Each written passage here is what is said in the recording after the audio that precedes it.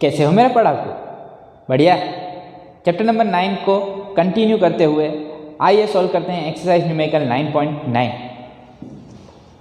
A steel cable with a radius of 1.5 cm supports a chair lift at a sky area.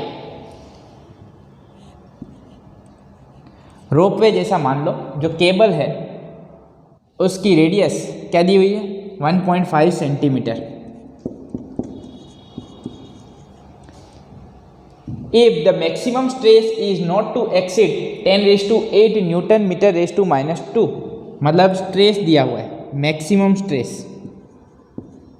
कितना है? 10⁸ newton metre raise to -2। What is the maximum load the cable can support? Maximum load, it means maximum force the load can support, we want to find. तो stress का formula क्या बनता है? Stress is equal to force per unit area. So this is nothing but load per unit area. If you are interested in maximum load, then maximum load is nothing but, इसको subject बनाए तो क्या बनेगा? Maximum stress into area. Maximum stress कितनी दी हुई है? 10⁸। Area cable है, वायर है, उसका क्रॉस सेक्शनल एरिया क्या बनेगा? सर्कल। और उसका एरिया क्या बनेगा? πr²। πr²। 10⁸ as it is. पाई की वैल्यू क्या बने? 3.14। आर क्या दिया हुआ है? 1.5 सेंटीमीटर। मीटर में कन्वर्ट करें तो क्या बनेगा? 1.5 इंटू 10⁻²। 1.5 इंटू 10⁻²⁻²। चलिए 3.14 एज इट इज। 1.5 का स्क्वायर करें क्या बनेगा? 2.25। 10⁻² का स्क्वायर करें क्या बनेगा? 10⁻4। 10⁸ -4 क्या बनेगा? 10⁸4। 3.14 इंटू 2.25 करिए, आप लोगों को आंसर मिलेगा 7.07 into 10⁻4 as it is. Maximum load force क्या बनेगा? Unit Newton. 7.07 इंटू 10⁻4 न्यूटन है। ठीक, तो ये सिंपल सा न्यूमेरिकल है 9.9। आइए सॉल्व करते हैं exercise numerical 9.10। A rigid bar of mass 15 kg is supported symmetrically. A rigid bar of mass 15 kg.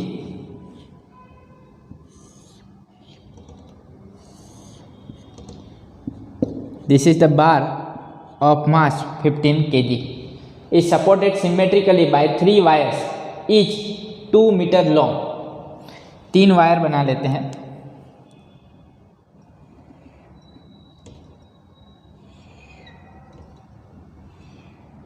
To metre long, इसे मिडल में बना देते हैं। ठीक। A rigid bar of mass 15 kg is supported symmetrically by 3 wires, each 2 meter long. सबकी length same है 2 metre. Those at each end are copper and middle one is of iron. मतलब ये जो वायर है ये किसका है? कॉपर का।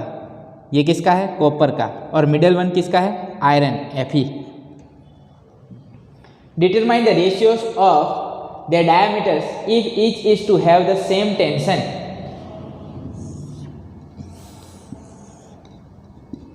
ये तीनों वायर हैं जिसका एक एंड फिक्स है, कोई रिजिड सपोर्ट से, ठीक है, और नीचे लगाया गया है लोड 15 kg। तो 15 kg की वजह से नीचे की तरफ ग्रेविटेशनल फोर्स लग रहा होगा, और इसी की वजह से ये जो वायर्स हैं इसमें क्या प्रोड्यूस हो रहा होगा? टेंशन। पर हमें कंडीशन दी है, determine the ratios of their diameters if each is to have the same tension. मतलब टेंशन जो है वो कॉपर और आयरन के वायर में कैसी रहनी चाहिए? सेम। मतलब कौन सा वायर ज़्यादा थिक होना चाहिए, कौन सा वायर थिन होना चाहिए, वो देखना होगा। टेंशन सब में कैसी है? सेम। तो कॉपर के और आयरन के वायर की थिकनेस कैसी होगी, डायमीटर कैसा होगा, राइट? क्योंकि टेंशन जो प्रोड्यूस हो रहा है कैसा है? सेम। दोनों वायर जो हैं कॉपर और आयरन दोनों सेम डायमीटर वाले नहीं होंगे, ठीक है? नहीं तो टेंशन कैसा होता? डिफरेंट।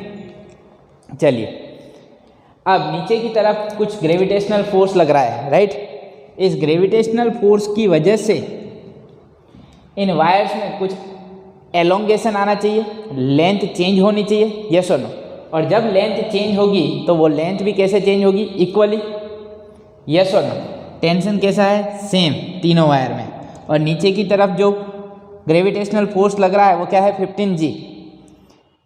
और ये तीनों सिमेट्रिकली इस लोड से अटैच किए गए हैं, तो ऐसा तो नहीं होगा कि बीच वाले में एक्सटेंशन ज़्यादा होगा तो ये जो बार है कुछ ऐसे हो जाएगा, यहाँ से इसका एलोंगेशन ज़्यादा है, इसका कम, ऐसा तो होने वाला नहीं है। तीनों में जितना भी लेंथ में चेंज आएगा वो कैसा होगा? सेम। तो डेल्टा एल कैसा रहेगा? Same for all wires, right? Tension जो लग रहा है वो कैसा है? सेम। तो इतनी चीज़ें तो सेम है। अगर लेंथ चेंज हो रही है तो कौन सा मॉड्यूलस ऑफ इलास्टिसिटी यूज करना होगा? Young modulus. Young modulus y is equal to stress upon strain, yes और नो? Stress upon strain. मुझे बताओ स्ट्रेस क्या बनेगा? Tension upon area. टेंशन सब में सेम है। स्ट्रेन क्या बनेगा? Delta L by L. अब मुझे बताओ ये बनेगा T upon A into L by delta L.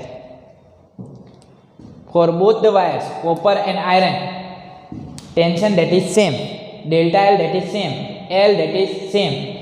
तो डिफरेंट क्या है? Cross sectional area, diameter different हो सकता है। तो हम यहाँ से बोल सकते हैं Young modulus is inversely proportional to A because L, T and delta L are same for all the three wires, yes or no? चलिए, मटेरियल कितने दिए गए? 2। तो हम मालूम है कि हम किसका यंग मॉड्यूलस लेंगे? कॉपर का और आयरन का। So Young modulus y is inversely proportional to area क्या बनता है? Pi D square by 4। अब यहाँ पे पाई भी कांस्टेंट है, 4 भी कांस्टेंट है, तो हम लिख सकते हैं Young modulus is inversely proportional to D square. Young modulus is inversely proportional to D square. ये दोनों भी कैसे हैं? कांस्टेंट। तो अब हमें डायमीटर निकालने हैं। डायमीटर निकालते हैं, चलो निकाल लेते हैं यहाँ पे। चलिए, तो यहाँ से क्या बनेगा? D square copper upon D square iron is equal to क्या बनेगा? इनवर्सली प्रोपोर्शनल है, तो यहाँ पे बनेगा Y F E upon Y C U, right? मुझे बताओ यंग मॉड्यूलस क्या बने आयरन का? आयरन का यंग मॉड्यूलस बनेगा 1.9 इंटू 10⁻11 और कॉपर का क्या बनेगा? 1.1 इंटू 10⁻11। 10⁻11 will get cancelled. तो यहाँ से D C U by D F E बनेगा √1.9 अपॉन 1.1। इसे कैलकुलेट करें, आप लोगों को आंसर मिलेगा 1.3।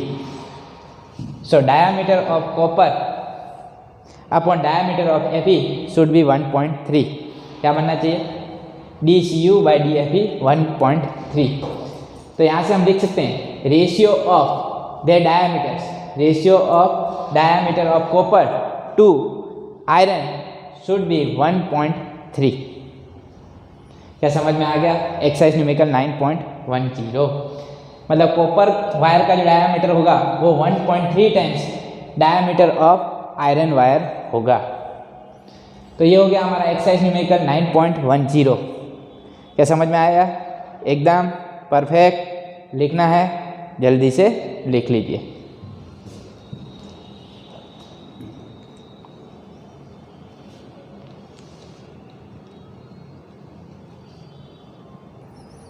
आइए अब सॉल्व करते हैं exercise numerical 9.11। A 14.5 kg mass fastened to the end of a steel wire of unstretched length 1.0 metre, मतलब ओरिजिनल लेंथ दी हुई है 1 मीटर और मास लगाया गया है 14.5 kg, is whirled in a vertical circle with an angular velocity of 2 revolution per second at the bottom of the circle. Actually this is omega is equal to 2 pi, revolution में दिया हुआ है, radian पर second में convert करना होगा तो क्या बनेगा 2 पाई इंटू 2 और you can say frequency that is number of revolution per unit time, तो 2 पाई एफ, तो ये बनेगा 4 पाई रेडियन पर सेकेंड, ये बनेगी angular velocity. At the bottom of the circle the cross sectional area of the wire is 0.065 centimetre square, cross sectional area दिया हुआ है 0.065 सेंटीमीटर स्क्वायर, किसमें दिया हुआ है centimetre square. Calculate the elongation of the wire when the mass is at the lowest point of its path. Elongation मतलब change in length, कब निकालना है जब मास कब कहाँ पे हो, at the lowest point of its path.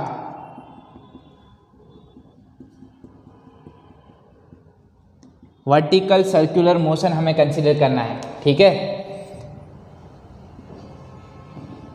और लोड यहाँ पे है, ये है मास m, ठीक है, जिसकी वजह से नीचे की तरफ लगेगा कौन सा फोर्स mg, वायर में कौन सा फोर्स लगेगा टेंशन T, और सर्कुलर मोशन हो रहा है तो इस तरफ होगा सेंट्रीपिटल फोर्स, कौन सा force centripetal force,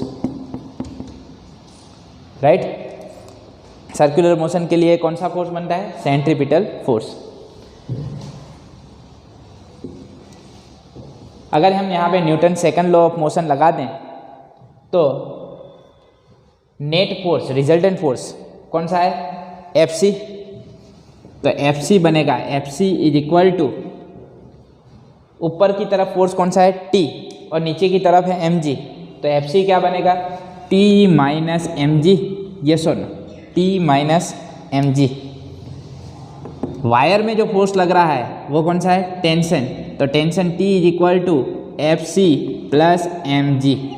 centripetal force का फॉर्मूला क्या बनता है mv स्क्वायर बाय r, पर यहाँ पे रेडियस क्या बनेगी लेंथ ऑफ द वायर क्या बनेगा L, तो mv square by L plus mg। v क्या बनेगा, v क्या बनेगा r ओमेगा, तो v is equal to r omega, r की जगह क्या लेंगे L, L omega square upon L plus mg। चलिए यहाँ से m कॉमन निकाल लूँ, क्या बचेगा यहाँ पे L स्क्वायर और L कट हो जाएंगे तो बनेगा L omega square plus g। m कितना दिया हुआ है 14.5, ओरिजिनल लेंथ कितनी दी हुई है वायर की 1 मीटर, ओमेगा ओमेगा क्या मिला हमें 4 पाई 16 पाई स्क्वायर प्लस g क्या बना 9.8, g की वैल्यू हमें मालूम है 9.8 मीटर पर सेकंड स्क्वायर। चलिए कैलकुलेट करें 14.5 16 pi square 16 into 3.14 raise to 2 plus 9.8, इसे कैलकुलेट करोगे तो आप लोगों को टेंशन T मिलेगा जो बनेगा 29.52 न्यूटन, क्या बनेगा 2429.52 न्यूटन। चलिए टेंशन हमें मिल चुका है वायर के अंदर, क्योंकि एलोंगेशन किस में हो रहा है वायर में, तो वायर के ऊपर जो फोर्स लग रहा है वो कितना है 2429.52 न्यूटन। अब लेंथ चेंज हो रही है तो कौन सा मॉड्यूलस ऑफ इलास्टिसिटी यूज़ करेंगे यंग मॉड्यूलस, तो यंग मॉड्यूलस का फॉर्मूला क्या बनेगा stress upon strain F by A upon delta L by L। Force कौन सा लग रहा है वायर में टेंशन, तो ये बनेगा T into L upon A into delta L। अगर डेल्टा L को सब्जेक्ट बनाऊँ तो क्या बनेगा delta L is equal to T into L upon area into Young modulus of कौन सा वायर दिया हुआ है हमें स्टील वायर, कौन सा वायर दिया हुआ है? स्टील, तो यंग मॉड्यूलस ऑफ स्टील। चलिए टेंशन हमें मिल चुका है, क्या है? 2429.52 upon what is the value of Young modulus of steel, that is 2 × 10⁻11। Cross sectional area क्या बनेगा? पाई आर स्क्वायर, पाई मतलब 3.14 into R. Cross sectional area सीधा ही दिया हुआ है, तो सीधा ले लेते हैं 0.065।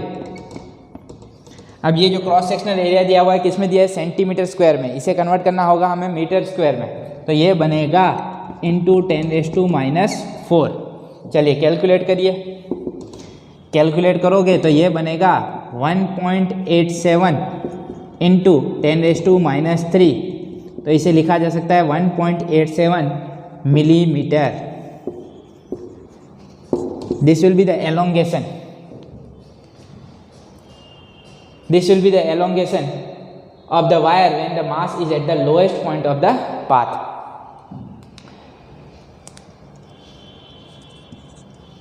Right? तो ये हो गया हमारा एक्सरसाइज न्यूमेरिकल 9.11। क्या समझ में आया? एकदम परफेक्ट लिखना है, जल्दी से लिख लीजिए।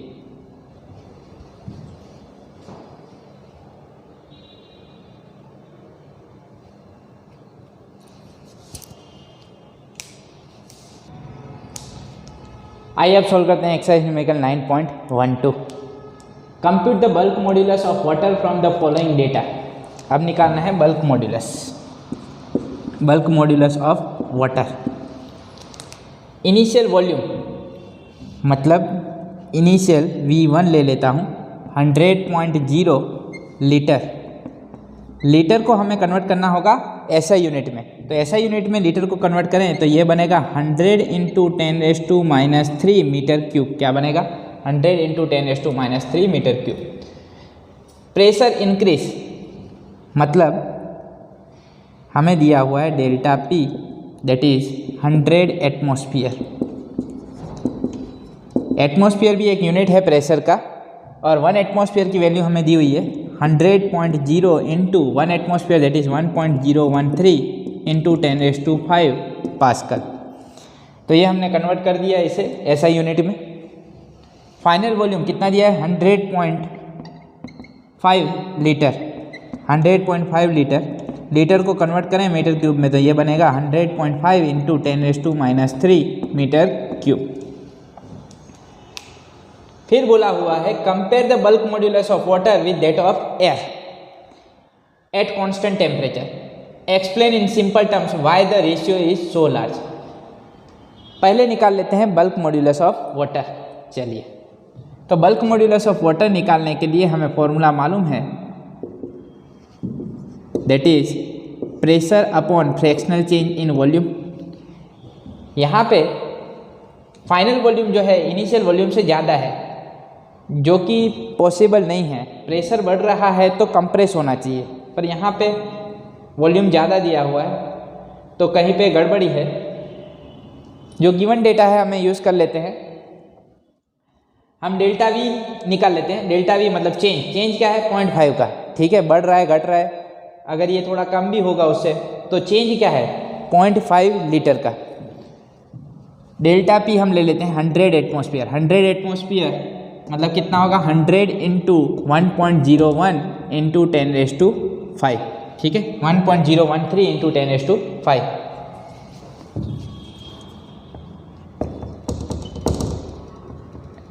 इंटू डिनोमिनेटर डिनोमिनेटर न्यूमरेटर हो जाएगा, ये बनता है ओरिजिनल, तो ये बनेगा V1 अपॉन डेल्टा V। चलिए 100 into 1.013 into 10⁵ as it is. Initial volume क्या दिया हुआ है? 100 इंटू 10⁻³ और डेल्टा V क्या बनेगा? चेंज इन वॉल्यूम 0.5 लीटर, मतलब ये बनेगा 0.5 इंटू 10⁻³ 10⁻³ ने 10⁻³ को मार दिया।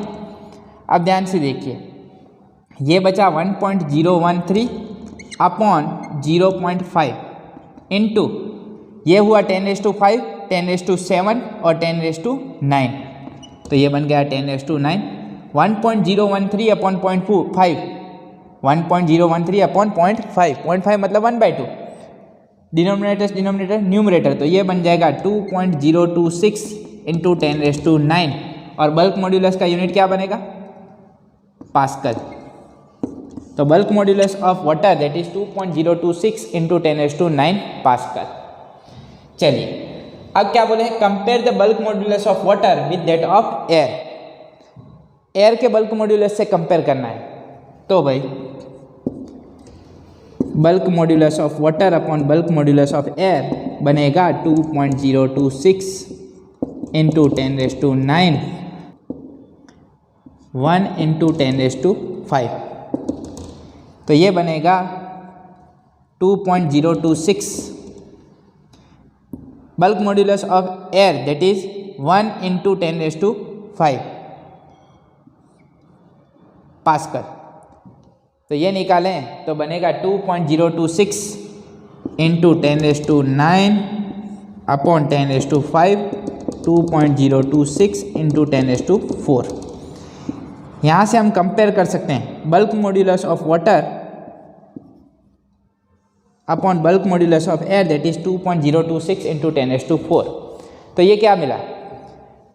ये मिला ratio bulk modulus of water to air, और यहाँ से क्लियर है कि किसका बल्क मॉड्यूलस ज़्यादा है? वाटर का। किसका बल्क मॉड्यूलस ज़्यादा है?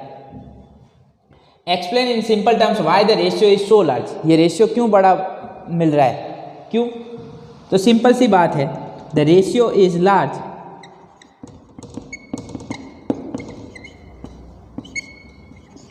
because gases are more compressive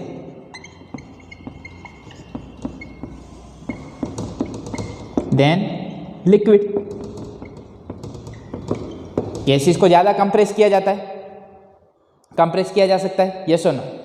gases को कंप्रेस ज़्यादा किया जाएगा तो डेल्टा वी में चेंज क्या आएगा? ज़्यादा आएगा तो बल्क मॉड्यूलस घटेगा, ये सुनो। That's why bulk modulus of air is less in comparison to water. तो लिख सकते हैं the ratio is large because gases are more compressive than liquid. क्या समझ में आया? एकदम परफेक्ट। लिखने के लिए आप लोगों को टाइम मिलेगा, पर आज का लेक्चर मैं यहाँ पे समाप्त करता हूँ। स्वस्थ रहें, मस्त रहें, दीपक सर के साथ पढ़ते रहें। मिलते हैं नेक्स्ट लेक्चर में, तब तक के लिए बाय बाय, थैंक यू।